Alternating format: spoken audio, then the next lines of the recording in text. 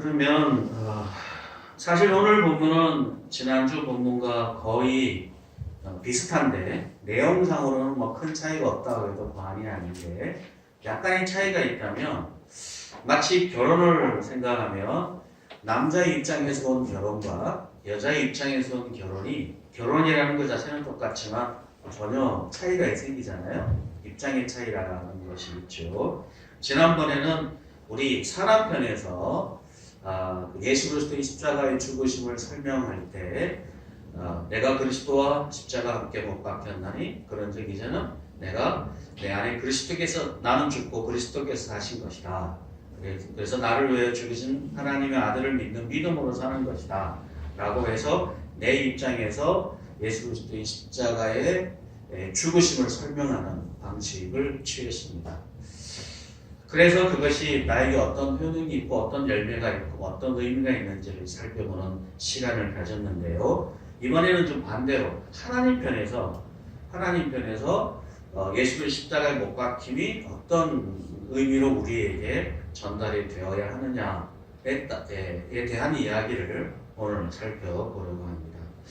그래서 예수님이 십자가에 못 박혀 죽으셨다라는 사실이 우리 사람 입장에서 보는 것과 그리고 거기서 얻어진 내 안에 예수님이 사신다는 것과 하나님 입장에서 예수 그리스도의 십자가에 못 박혀 죽으셨고 이제 내가 우리와 함께 산다는 것이 사실은 같은 상황이지만 그러나 그것을 잘 곰곰이 이렇게 분류를 해보면 참 많은 차이가 있구나 하는 것을 이제 금세 깨닫게 됩니다.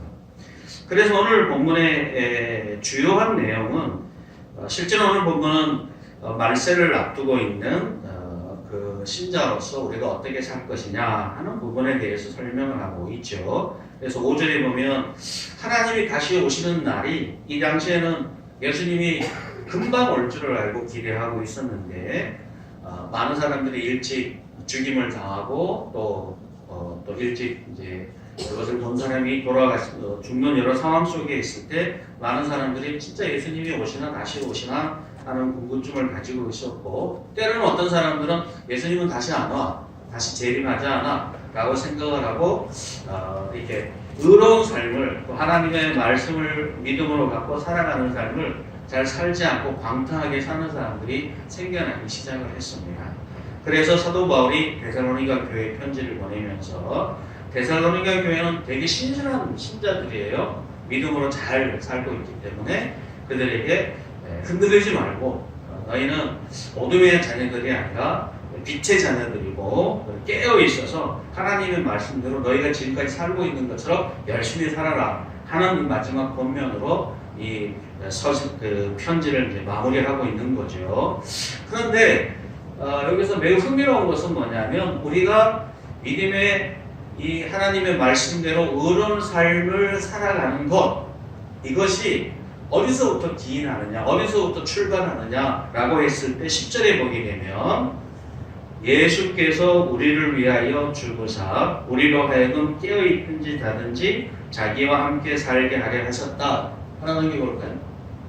예, 바로 이 9절에서 보면 우리가 이렇게 경건하게 살고 거룩하게 살고 의롭게 사는 이유는 바로 예수님께서 우리를 위해 죽으셨을 때 자기와 함께 살게 하려고 자기와 더불어 함께 살게 하려고 하셨기 때문에 그렇게 된다라고 이 근거를 예수 그리스도가 십자가에 못 박혀 죽으셨던 사건에서 찾는다는 겁니다. 이게 매우 이제 독특하다는 거죠. 예수께서 우리를 위해 죽으셨다라는 말은 거꾸로 우리도 예수님과 더불어 죽었고 그리고 다시 살아났다는 것을 의미하는데요. 하나 넘겨보시면 이 골로새서 2장 12절에 있는 내용이 바로 그와 관련이 있습니다. 같이 한번 읽어볼까요? 너희가 세례로 그리스도와 함께 장사되고 또 죽은 자 가운데서 그를 일으키신 하나님의 역사를 믿음으로 말미암아 그 안에서 함께 일으키심을 받았느니라. 또 몸죄와 육체의 무할대로 죽었던 너희를 하나님이 그와 함께 살리시고 우리의 모든 죄를 사하시고 우리를 거스리고 불리하게 하는 법조문을 쓴 증서를 지우고 제하여 버리사 십자가에 못 박으시고 통치자들과 권세들을 무력화하여 드러내어 구경거리로 삼으시고 십자가로 그들을 이기셨느니라.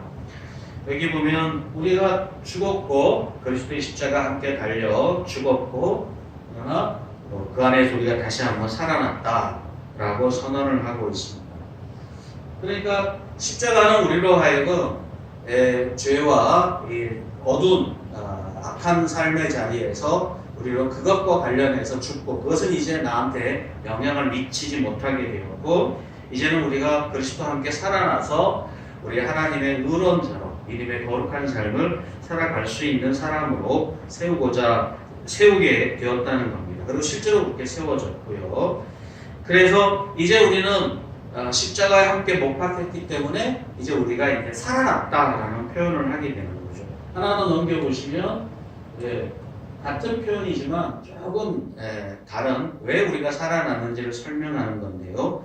에베소서 2장 5절에는 허물로 죽인 우리를 그리스도와 함께 살리셨고 라고 이렇게 설명을 합니다. 살아났다는 표현이 예수님이 다시 오시는 날 우리가 살아나는 그런 살아남을 얘기하는 것이 아니라 이제 우리가 예수 그리스도와 함께 십자가에 못 박힌 그 사건을 통해서 이제 다시 우리가 예수님의 살아나심에 참여함으로 말미암아 우리가 다시 생명을 가진 자로 의로운 자로 하나님의 뜻대로 살 수 있는 자로 이제 살아나게 되었다라고 설명을 하는 거죠. 자, 그런데 이 골로새서 3장이 그것을 좀 더 잘 설명을 해주고 있습니다. 자, 한번 우리가 읽어볼까요? 3장 1절부터 4절. 그러므로 너희가 그리스도와 함께 다시 살리심을 받았으면 위의 것을 찾으라. 거기는 그리스도께서 하나님 우편에 앉아 계시느니라.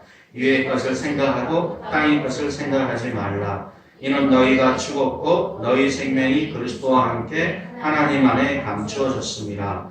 우리 생명이신 그리스도께서 나타나실 그때에 너희도 그와 함께 영광 중에 나타나리라. 이제 우리가 이 표현이 이제 매우 흥미로운데요. 그것은 뭐냐면 우리가 이제 그리스도와 함께 다시 살게 하려고 우리를 예수님의 십자가의 사건과 연결이 된 거죠. 우리가 지난주 살펴봤던 것처럼 우리가 그리스도와 함께 그분의 십자가에 못 박힌 죽음과 연결되는 수단은 세례입니다. 세례. 그래서 우리가 예수님을 믿고 그 다음에 예수님을 믿으면 우리가 세례를 받게 되고 세례를 받으면 죄사함을 받게 되고 죄사함을 받으면 성령을 선물로 받는 이런 순서로 진행이 되는데요. 우리가 이제 많이 가장 오해하는 것은 뭐냐면 이제 우리가 갈라디아서 2장 20절 같은 경우에는 우리가 예수님 십자가에 같이 못 박히게 되면 우리 안에 예수님이 계시다라는 표현을 했습니다. 예수님이 우리 마음에 계시다 그랬을 때 예수님과 우리 사이에 이 관계에 대해서 이렇게 보통 생각을 해요. 내가 주인공이고 그리고 예수님은 우리 안에 계시는 분이시다. 우리 조연이죠. 도와주시는 분으로 이렇게 구분이 될 수 있습니다. 왜냐하면 내 안에 예수님이 계시니까 내가 주인공이고 내가 주체고 내가 능동적으로 하는 것이고 예수님은 내 안에서 옆에서 뭐 도와주시고 지지해 주시고 격려해 주시고 어디로 가라 이렇게 말하는 분으로 생각을 하기 쉽습니다. 그러나 그것은 어떤 면에서 보면 우리가 예수님과 십자가 못 박혀 죽으시는 참여했을 때 우리 입장에서 바라보는 관점이에요. 자, 그런데 문제는 뭐냐면 우리가 그렇게 하면 다시 말하자면 우리가 주인공이 되고 예수님이 조언을 해주고 충고해주고 도와주시는 분으로 이렇게 존재하시면 그렇게 관계를 맺으면 우리의 이 영적인 이 관계 속에서 그럼 우리가 하나님이 기대하시는 하나님이 원하시는 아름다운 삶, 하나님이 원하시는 선한 열매를 맺을 수 있느냐 하는 질문을 가지게 되는 거죠. 문제는 뭐냐면 이것이 구약 내내 계속 설명했던 것과 같이 일부 성공하지만 그러나 대부분 실패한다는 겁니다. 대부분. 하나님이 원하시는 기준에 도달할 수 없다라고 성경이 선언하는 거예요. 하나님이 선지자를 통해 보내시고 왕을 세우시고 다양한 방식으로 기적과 능력으로 우리 인생과 삶에 개입해 주셔서 도와주시지만 내가 주인공이 되고 하나님이 조연으로 남는 이상 우리는 하나님이 원하시는 기준에 도달할 수 없다는 거예요. 하나님의 능력과 기적이 막 나타나게 되면 충분히 우리가 그 정도만 하더라도 우리가 충분히 예수님을 믿고 의의 길을 걸어가고 하나님의 뜻대로 살 수 있을 거라고 생각을 했는데 한때 그러죠. 그러나 조금만 시간이 지나면 조금만 상황이 바뀌면 또는 조금만 어려움이 생기면 금세 잊어버립니다. 마치 광야에 있는 이스라엘 백성들처럼 기적으로 반석에서 깨지는 물을 먹고 기적으로 만나를 매일 아침마다 먹고 기적으로 하나님께서 홍해를 가르치기도 하고 다양한 그런 표적과 기사를 체험했음에도 불구하고 그들은 늘 언제나 물이 모자라면 또 하나님을 한탄하고 또 갈 길을 잘 못 찾으면 또 하나님을 원망하고 또 형편이 어려워지면 또 여전히 하나님을 원망하고 있는 이스라엘 백성들의 모습이 바로 오늘날 우리의 모습이기도 하고 반복되는 인간의 문제이기도 합니다. 하나님이 그들의 필요에 따라 하나를 채워주면 그 하나로 만족하는 것이 아니라 그 하나로 부족하다고 느끼는 거예요. 왜냐하면 우리의 욕심의 용량이 크기 때문에 그런 거죠. 우리에게 누가 한 달에 10만 원을 준다 그런다면 매일 10만 원을 한 10년쯤 받고 나면 10만 원이 큰 돈으로 보일까요? 아니에요. 그죠? 100만 원을 주면 더 좋을 텐데. 누가 100만 원을 매일 준다면 1000만 원이 좋을 텐데. 하나님께서 우리 인생과 삶의 필요를 채워주시면 주시는 족족 우리는 그것으로 만족하고 즐거워하고 하나님을 찬양하고 그것으로 우리가 자족하고 살아가느냐? 그러지 않아요. 문제는 예수님의 제자들이 끊임없이 기적과 하나님의 말씀을 예수님을 통해서 들었지만 그러나 그들 속에 그 믿음은 쉽게 자라지 않는 것을 우리가 성경의 기록을 통해서 보게 됩니다. 생각보다 인간이 주인공이 되고 하나님이 조연이 되는 한 우리는 하나님의 원하시는 기존의 수준의 실력과 삶의 자리에 도달하지 못합니다. 끊임없는 갈망으로 끊임없는 욕망으로 내 욕망을 채워주시는 하나님으로 달려가는 한 우리는 그 욕망이 마치 구멍이 뚫려있는 장독 같아서 채워지는 듯 하지만 시간이 지나면 금방 사라져버립니다. 사실 그래서 우리가 신앙의 수많은 영적 체험을 했던 많은 사람들이 신앙의 하나님의 능력을 마치 폭포수처럼 경험했던 사람들이 너무나 쉽게 타락하고 너무나 쉽게 하나님의 은혜의 자리에서 떠나는 것을 자주 목격합니다. 그렇기 때문에 하나님께서는 우리의 신앙의 문제를 얘기할 때 특히 예수 그리스도와 함께 우리 십자가 못 박혔다라고 얘기했을 때 하나님의 입장은 어떻게 되냐면 우리에게 우리 인생과 삶에 들어와서 우리와 함께 사시는데 주인공은 우리가 아니라 주인공은 예수님이 되고 우리는 그 예수님이 이끄시는 대로 따라가는 조연으로 살기를 기대하시는 거예요. 그래야지만 결과를 얻을 수 있기 때문에.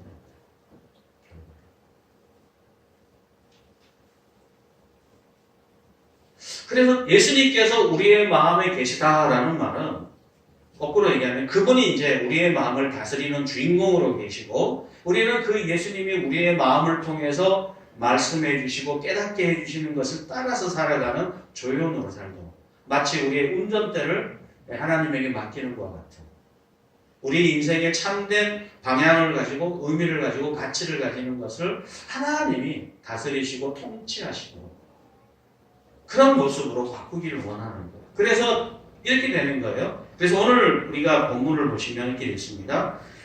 자기와 함께 살게 하려 하십니다.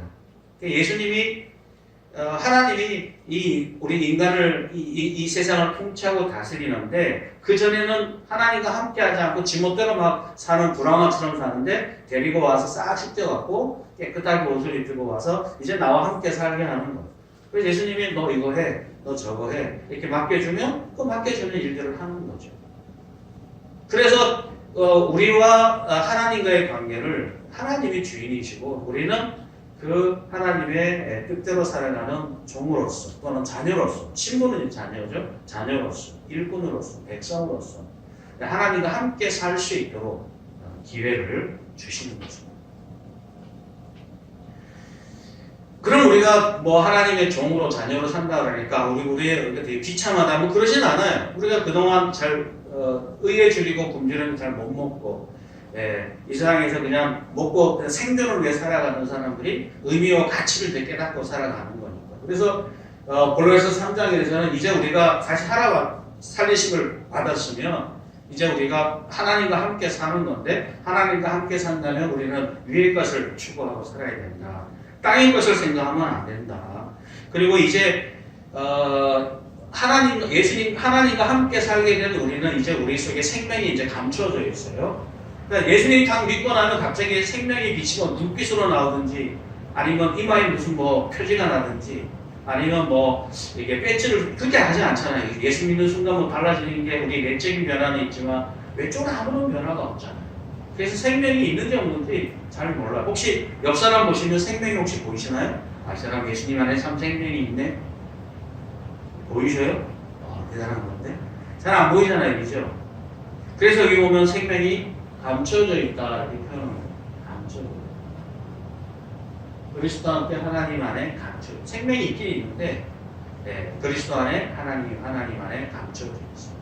그리고 이것이 예수님이 다시 오시는 그 재림하는 순간에 그 생명의 빛이, 영광이 그냥 온전하게 다 드러나게 될 거예요. 그러나 그 온전하게 드러날 때, 그러면 이 세상을 살아가면서 그것이 감춰져 있다고 해서 안 보이냐 그러진 않아요. 우리 안에 생명이 있기 때문에 이 생명은 항상 이 빛이 우리 삶을 통해서, 열매를 통해서 드러나요. 그냥 제대로 쫙 나타나는 것은 아니지만, 분명하다 이렇게 나타나는 건 아니지만, 저런 빛이 있는 거 보면 이 사람은 생명이 있는구나 이걸 알 수 있게 되는 거죠. 사실 이 생명이 있다는 것을 아는 방법, 우리 안에 성령이 있을 때 이 사람은 생명이 있구나 아는 거거든요. 성령께서 우리의 마음에 역사하시면 그 생명이신 성령께서 우리 안에 함께 계시는 거고 예수님이 계시는 겁니다. 그 빛이 우리의 행실과 삶의 모습을 통해서 조금씩 드러나게 돼요. 그래서 우리가 확증은 할 수는 없지만 이게 절대적이다 이렇게 말할 수는 없지만 그 사람의 삶을 보면 이 사람에겐 생명이 있긴 있구나를 이제 우리가 추적해서 생각을 해볼 수 있는 지점이 있는 거죠. 그러니까 우리가 예수님과 함께 살고 하늘에 계신 하나님의 뜻대로 살아가게 되면 우리 안에 생명이 감춰져 있다가 이제 마침내 마지막 날 예수 그리스도에 오시는 그날 그 생명이 완전히 100% 드러나게 되어서 이제 하나님의 일꾼으로 백성으로 자녀로 영광의 자리에 서게 되게 된다는 거죠. 자, 그렇다면 우리 안에 생명이 있다면 우리가 이 생명을 가진 사람으로서 이 땅에 합당한 사람들을 보고 그걸 부러워하고 그걸 따라가는 삶이 아니라 위의 것을 생각하고 위의 것을 따라 살아가는 것이 마땅한 일이고 또 그렇게 살아가는 사람을 그 안에 생명이 있다 말하는 것이고 그리고 마침내 마지막 예수님이 재림하시는 그날 그 안에 있는 생명이 빛 가운데 드러나서 우리라고 확증할 수 있게 된다는 말이 되는 거죠. 자, 이것이 그리스도와 함께 산다. 하나님께서 우리와 함께 살게 하려고 하셨다라고 의미하는 말입니다. 자, 그런데 이제 흥미로운 것은 뭐냐면 우리가 하나님과 함께 살게 되었기 때문에 그러면 어떠한 삶을 아까 했던 것처럼 위의 것을 생각하고 땅의 것을 생각하지 않고 그 생명이 드러나는 삶을 살게 될 텐데 그게 어떤 삶이냐는 거예요. 그게 어떤 모습일 때 우리가 그것을 그렇다라고 얘기할 수 있겠느냐 하는 겁니다. 그것을 우리가 알려면 넘겨보시면 11절을 참조하셔야 되는데요. 11절에 보면 그러므로 피차 권면하고 서로 덕을 세우기를 너희가 하는 것 같이 하라. 이미 사실은 데살로니가 교회는 서로 덕을 세우고 피차 권면하는 일을 잘 하고 있었어요. 그러니까 훌륭한 교회예요 사실은. 그래서 이 일을 계속 잘 하라는 거예요.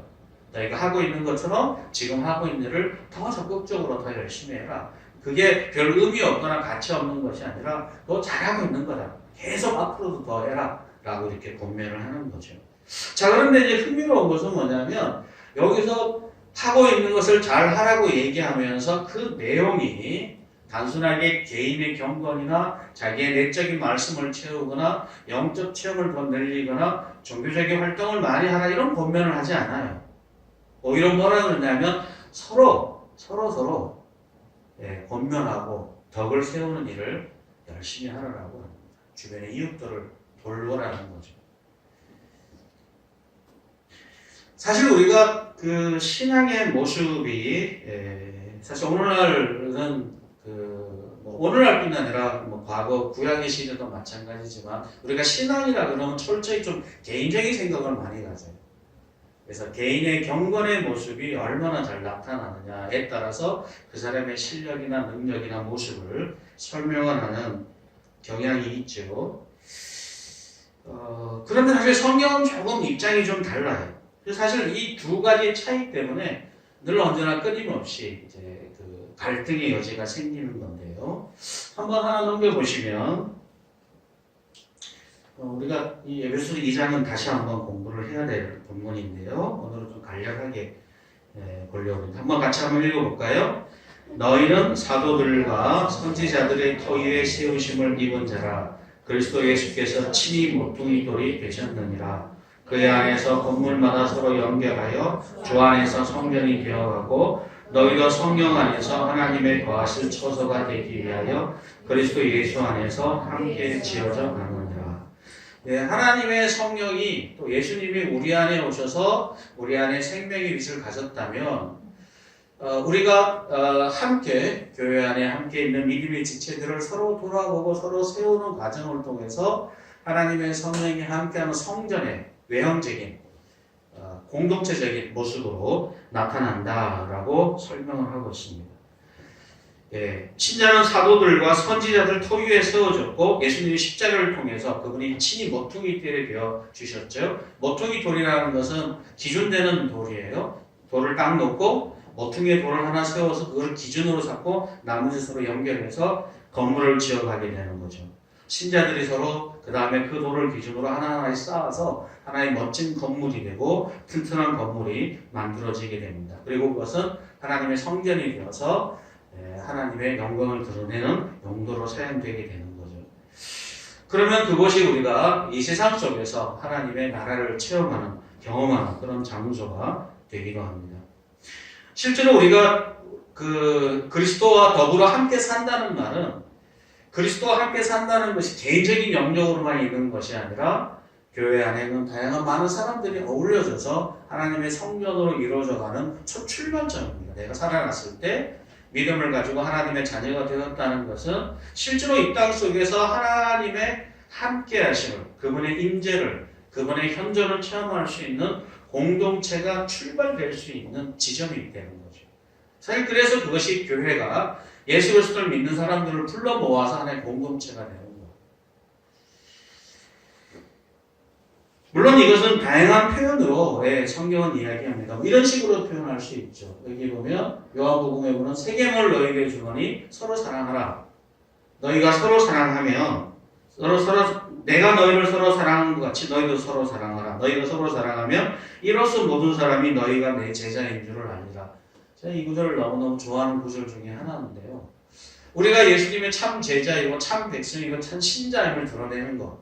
다시 말하자면 하나님이 우리를 십자가의 죽으심으로 말미암아 불러서 나와 함께 살게 되면 너희가 이런 삶을 살게 되고 이런 삶을 살게 되면 너희가 나와 함께 살고 있다는 것을 보여주는 증거다라고 얘기했을 때 서로 사랑하라는 말을 가장 우선적으로 했습니다. 사실 우리가 서로 사랑한다는 것이 매우 간단한 것처럼 보이지만 사실 우리가 다른 사람을 사랑하려고 해보면 우리가 얼마나 다른 사람을 사랑하기 어려운 존재인지를 깊이 깨닫게 됩니다. 자녀를 사랑하는 것도 되게 버겁고 아내를 사랑하는 것은 훨씬 더 어렵고 그죠? 교회 성도들을 사랑하는 것은 진짜 어렵습니다. 뿐 아니라 우리 하나님을 믿지 않는 사람들을 사랑한다는 것은 더더욱 어렵습니다. 아무리 가까이 있는 사람도 사랑하기 어렵고 심지어는 내가 나를 사랑하는 것도 만만치가 않아요. 그죠? 진짜 어려워요. 사랑한다는 말만큼 어려운 말이 없습니다. 가끔 아내가 저한테 당신 나 사랑해 물어보면 대답하기 되게 곤란해요. 왜냐하면 사랑하긴 하는데 사랑한다고 말하기 너무 결격 사유가 많이 있어서 말하기 어렵습니다. 그래서 사실 우리가 하나님의 사랑을 경험하고 그분의 아가페의 사랑 속에 거하고 그리고 그 사랑의 크기와 넓이와 깊이를 알게 되면 다른 사람을 사랑한다는 것이 얼마나 많은 우리의 짐이고 대가를 지불해야 되는지 알기 때문에 어렵습니다. 쉽지가 않아요. 그래서 이것이 우리의 목표이고 방향이에요. 우리가 잘할 수 있느냐 없느냐의 문제가 아니라 그쪽 방향으로 하나님의 사랑을 이 땅 가운데 실현하고 이 땅 가운데 나타내고 보여줄 수 있는 사람. 그게 예수님과 함께 사는 사람이고 서로 예수님과 함께 서로 공동체를 세워가는 과정 속에서 가장 중요한 원리이자 방법으로 소개하고 계십니다. 그래서 요한일서 그 다음 넘겨볼까요?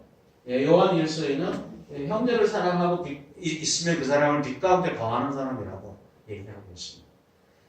그러니까 우리가 하나님의 그 빛을 알고 그리고 그 빛 가운데 살아가고 있고 빛을 비춘다고 그러면서 형제를 사랑하지 않아? 그러는 거 말이 안 되는 거예요. 그러나 우리가 많이 경험해 보는 바와 같이 실제로 우리가 이 땅에서 하나님의 사랑을 얼마나 경험하느냐 생각해 보게 되면 사실 그렇게 충분히 경험하지 못하게 되는 것을 보게 됩니다. 우리가 이 구절을 보시면 더 정확하게 이해하시리라 생각을 합니다. 한 장 더 넘겨볼까요? 이건 한번 읽어보면 좋을 것 같습니다. 유명한 구절이죠. 같이 한번 읽습니다. 내가 사람의 방언과 천사의 말을 할지라도 사랑이 없으면 소리나는 구리와 울리는 꽹과리가 되고 내가 예언하는 능력에 있어 모든 비밀과 모든 지식을 알고 또 산을 옮길 만한 모든 믿음이 있을지라도 사랑이 없으면 내가 아무것도 아니요 내가 내게 있는 모든 것으로 구제하고 또 내 몸을 불살하게 내줄지라도 사랑이 없으면 내게 아무 유익이 없느니라. 사실 여기서 등장하고 있는 사랑과 비교하고 있는 그런 어떤 모습을 보면 사실 어마어마한 영적인 힘을 가지고 있는 능력을 보여주는 내용입니다. 사람의 방언과 천사의 말. 천사의 말을 한대요. 그죠? 놀라우지 않습니까? 예언하는 능력이 있어서 모든 비밀과 모든 지식을 알고 산을 옮길 만한 믿음. 예수님께서 산을 옮길 수 있는 게 믿음이라고 했는데 바로 그게 있는 사람이죠. 또 내게 있는 모든 것을 갖고 구제하고 내 몸은 불사르는 그래서 다른 사람을 위해서 희생을 하는 것이 있다 손치더라도 사랑이 없으면 아무 소용이 없다. 근데 사랑이 없이 이런 일을 할 수 있을까요? 사랑이 없이? 이 표현으로 보면 할 수 있다는 거예요. 그럼 이것들을 하는 이유와 목적은 뭘까요? 사랑 없이도 이런 행동을 하는 이유와 목적은 뭘까요? 자기 만족이죠. 자기 자랑, 자기 명예. 내가 이런 사람이다 보여주는 거죠.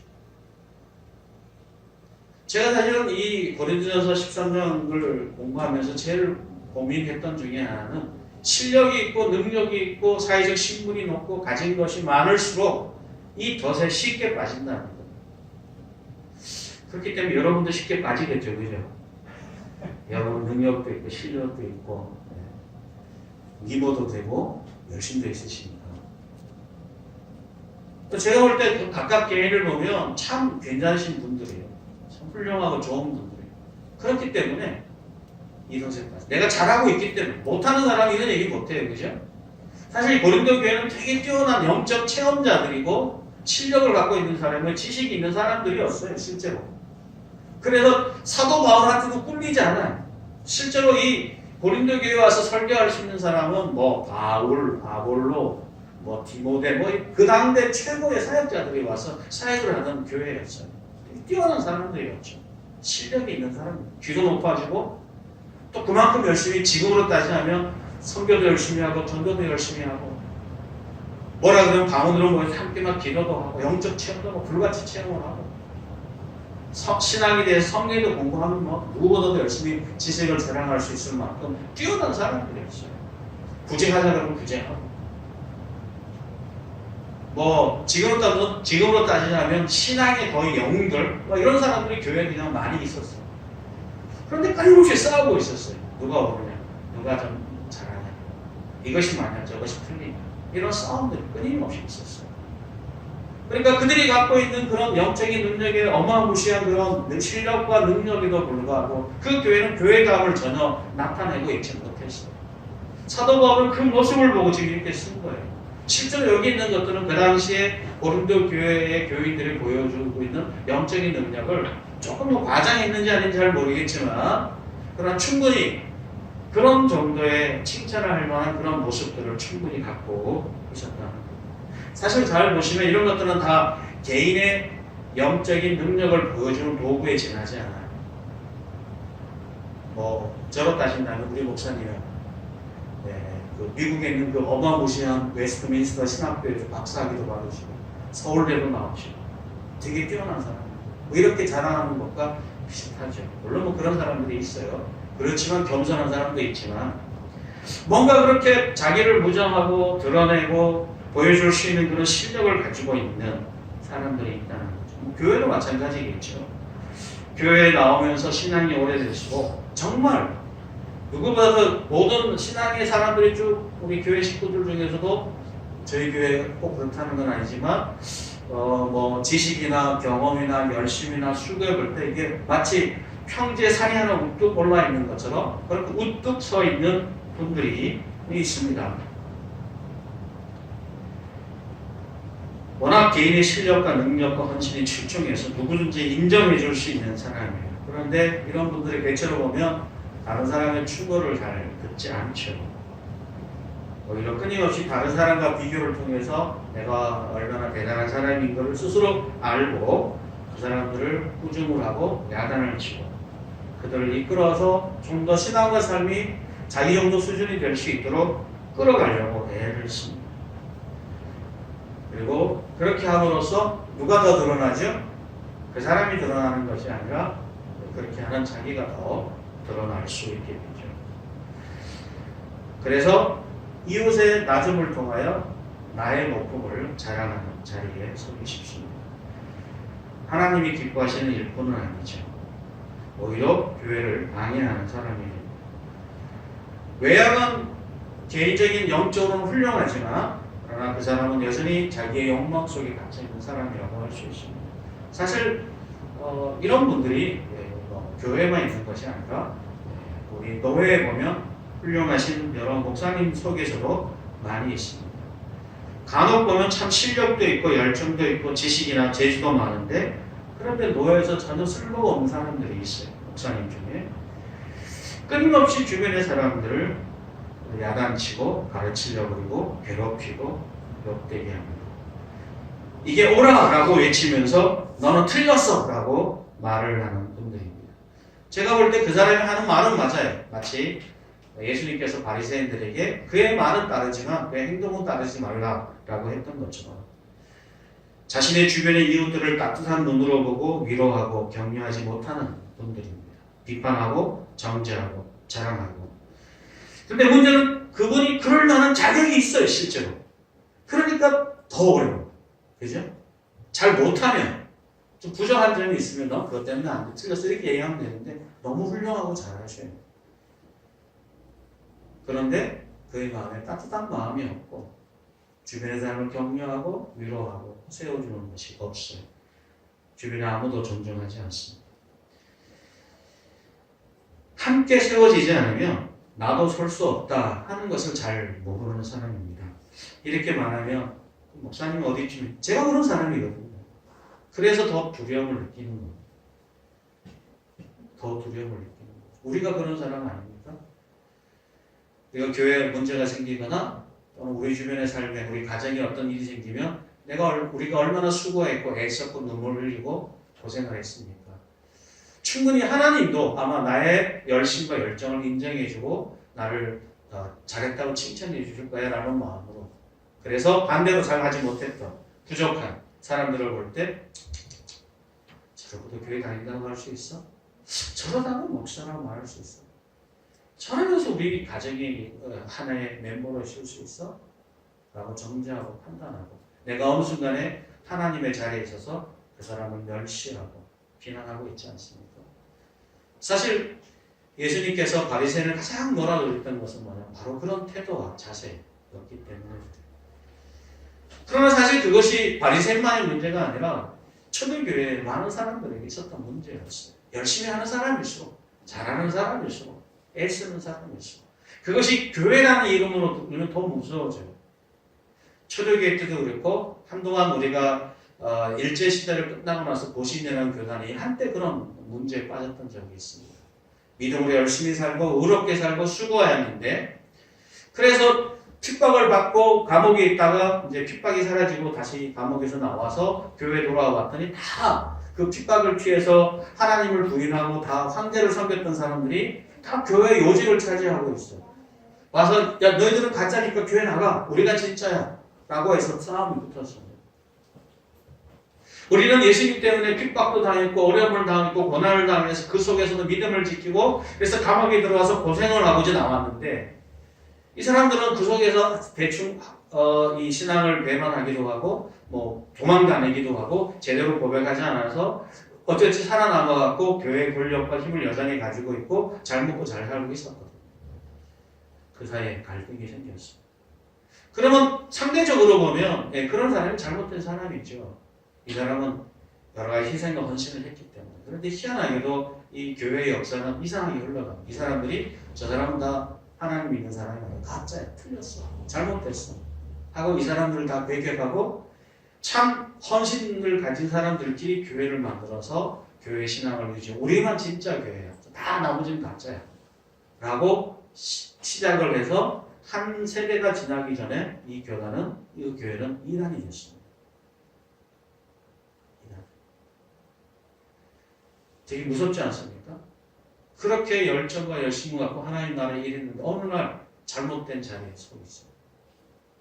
왜서 이런 일들이 반복해질까요? 우리의 헌신과 수고가 열심히 내 안에 예수님이 계시니까 내가 주인공이 되어서 내가 열심히 살고 내가 다른 사람보다 탁월한 영적인 지위와 삶의 경험과 열매들을 가지고 있을 때 오는 교만이 여전히 우리가 하나님의 의로운 기준에 도달하지 못한다는 겸손함을 빼앗아 버리는 거예요. 그걸 잃어버리게 된 거죠. 그래서 결과적으로 그가 갖고 있는 의의는 다른 사람과 비교를 통해서 가지는 의의지 하나님의 의의 앞에 자기를 돌아볼 여지를 잃어버리게 돼요. 마음에 예수님이 사라진 거죠. 없어요. 비교할 만한 또는 가져야 될 올바른 방향을 잃어버리게 되는 거죠.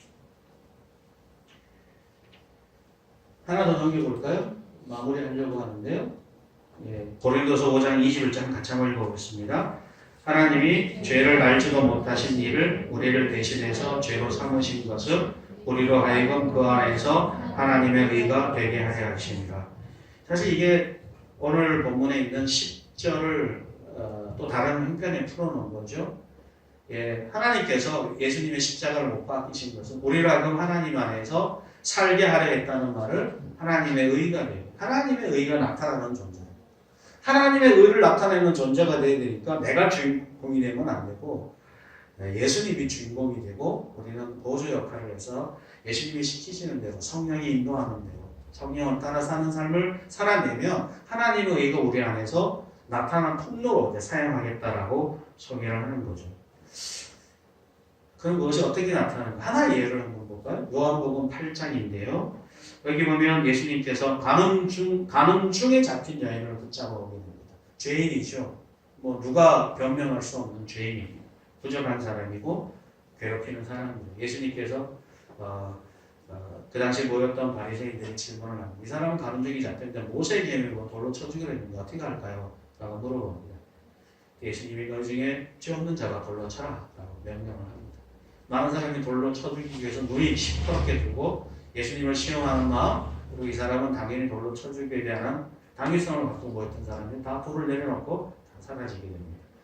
그때 예수님께서 그 여자에게 주변에 아무도 없는 것을 보시고 여자에게 얘기합니다. 너를 고발하는 그들은 어디 있느냐? 너를 정죄하는 자가 없느냐? 주여 없습니다. 예수님께서 나도 너를 정죄하지 아니하노니 가서 다시는 죄를 범하지 말라. 죄를 범하는 것은 잘못이지만 그러나 그 누구도 그 사람을 정죄하기 위해서 하나님의 말씀을 끌어다 드렸지만 그러나 그럼에도 불구하고 정죄할 자격이 우리에 없다는 사실을 확인시켜주는 거예요. 만약에 돌을 들어서 그 간임한 여인을 죽였다면 우리가 하나님으로부터 심판을 피해갈 수 있는 그런 위치를 우리 스스로 느껴야 되는 거죠. 목표는 뭐냐면 목표는 이 여인의 죄를 처벌하는 게 목적이 아니라 이 여인이 다시 죄를 짓지 않게 하는 것이 목적이 되어야 돼요. 그죠? 이 여인이 죄가 없다는 걸 얘기하는 거 아니에요. 예수님은 정죄할 수 있는 분이셔요. 그죠? 잘못된 것에 대해서 왜 예수님이 정죄하지 못하겠어요? 할 수 있죠. 그러나 목적이 서로 달라요. 그죠?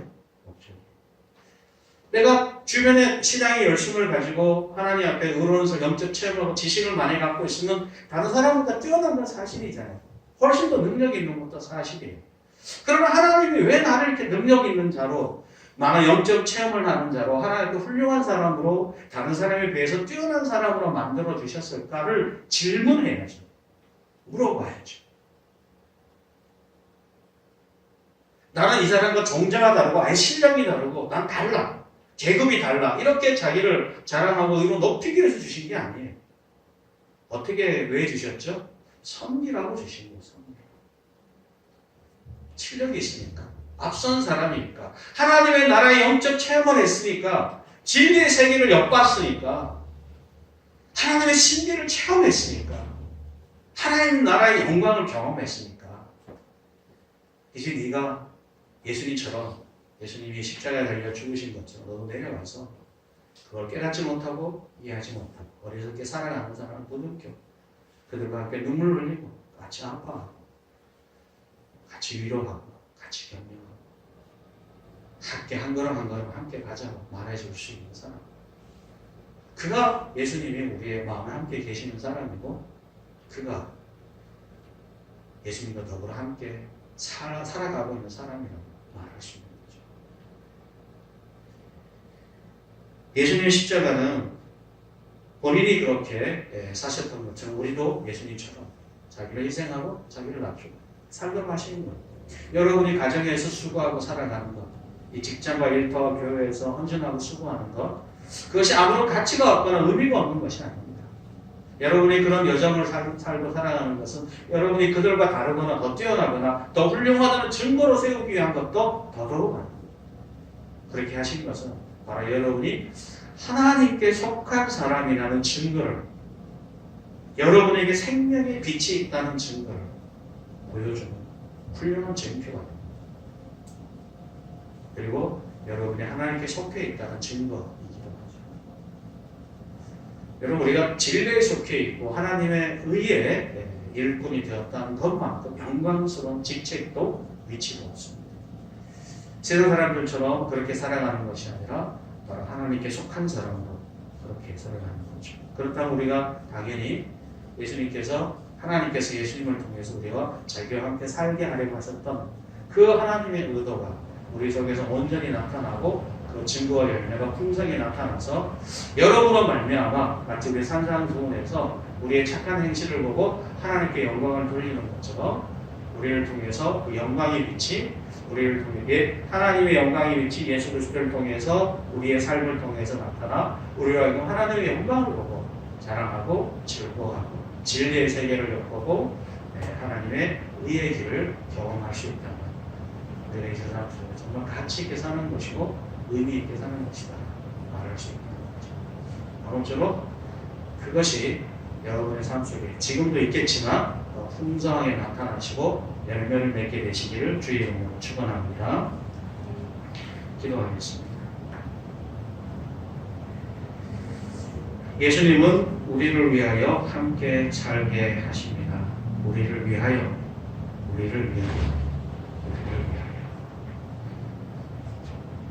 우리가 다른 사람보다 조금 뛰어나고 능력이 있고 괜찮은 사람이라는 것을 증명하기 위해서는 아니라 우리 안에 생명이 있고 우리 안에 하나님의 영광이 있고 우리 안에 의의 길이 있으니 예수 그리스도 안에서 증거하고 드러내도록 하기 위하여 우리를 부르셨습니다. 우리가 주변의 여러 이웃들을 섬기며 남을 섬기고 그들을 높이 세우고 때로는 그들의 종이 되고 때로는 그들을 위하여 아낌없이 희생할 때 우리가 하나님의 나라의 위대함이 넘쳐나는 것처럼 그런 인생과 삶의 자리로 저희를 불렀음을 기억하게 도와주시옵소서. 하나님, 때로 그런 일들이 힘들 때도 있습니다. 현실적인 필요 때문에, 상황 때문에 어려울 때도 있습니다. 그러나 하나님, 그럼에도 불구하고 우리가 이 일을 끝까지 포기하지 않고 감당하게 도와주시옵소서. 그러함으로 나로 말미암아 우리 형제들이 살아나고 우리 가족들이 은혜를 이루며 그리고 주변의 많은 사람들이 하나님이 주시는 평안을 누릴 수 있음으로 말미암아 내가 작은 예수로서의 놀라운 삶을 능히 살아낼 수 있도록 그리고 그 생명이 온전히 드러날 수 있도록 도와주시옵소서. 예수 그리스도의 이름으로 기도합니다. 아멘.